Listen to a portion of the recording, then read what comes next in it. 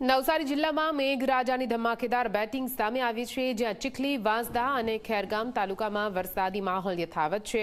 ઉપરવાસમાં પણ ભારે વરસાદ વરસી રહ્યો છે. તેના કારણે સ્થાનિક નદીઓ બે કાંઠે વહી રહી છે. ચીખલી નજીક કાવેરી નદી પણ બે કાંઠે વહી રહી છે.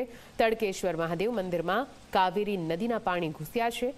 નદી કાંઠે સુરક્ષા માટે પોલીસ બંદોબસ્ત ગોઠવાયો છે, જેથી કોઈપણ સ્થાનિક નદીના પટમાં ન જાય. સાથે સાથે નીચાણવાળા વિસ્તારોમાં જેટલા પણ ગ્રામ્ય વિસ્તારો આવેલા છે તેમને પણ એલર્ટ કરી દેવામાં આવ્યા છે. ઝી24 કલાકની સ્ક્રીન પર કાવેરી નદીના એક્સક્લુઝિવ દ્રશ્યો આપ જોઈ રહ્યા છો, જ્યાં ઉફાન પર છે આ નદી. ધસમસતા પાણી, સ્થાનિકોમાં ખુશી. નવસારી જિલ્લામાં ગત મોડી રાતથી શરૂ થયેલા વરસાદે આદિવાસી પંથકમાં જનજીવનને પ્રભાવિત કર્યું છે.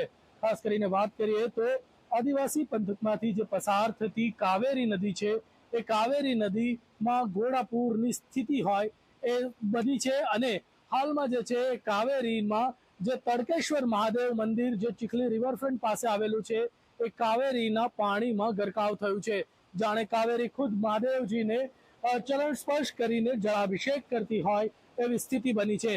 બીજી તરફ જો વાત કરીએ તો કાવેરીમાં જે પાણીની આવક વધતા અહીં જે બંધારા છે એના ઉપરથી પણ જે પાણી પસાર થતા દરિયાઈ માહોલ જોવા મળી રહ્યો છે. દરિયાના મોજા ઉછળતા હોય એવી સ્થિતિ છે. ત્યારે ચીખલી સહિત ખેરગામ અને વાંસદામાં પણ ગત મોડી રાતથી જે વરસાદ પડી રહ્યો છે એણે જાણે જનજીવનને અટકાવી દીધું હોય એવી સ્થિતિ પણ કરી નાખી છે.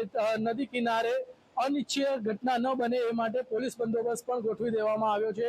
કારણ કે લોકો નદીનો નજારો જોવા માટે આવતા હોય છે, અને જેથી નદીની નજીક ન જાય એ માટે અહીં પોલીસ પણ ગોઠવી દેવામાં આવી છે.